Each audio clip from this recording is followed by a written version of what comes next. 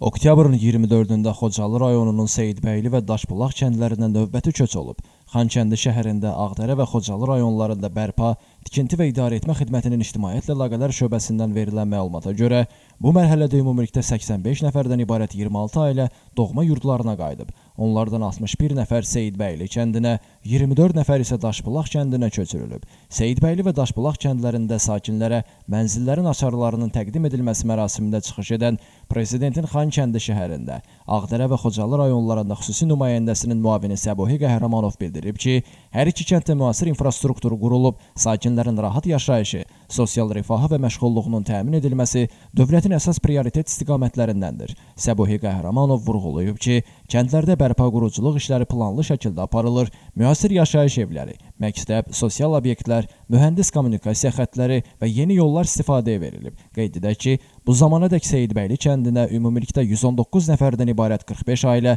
Daşbulaq kəndinə isə 115 nəfərdən ibarət 29 ailə köçürülüb. Böyük qayıdış proqramı çərçivəsində Xocalı rayonunun digər kəndlərinə də mərhələli şəkildə köç prosesi davam etdiriləcək. Elvin Qudratov, Şamxal Cəliloğlu, Bugün informasiya proqramı üçün.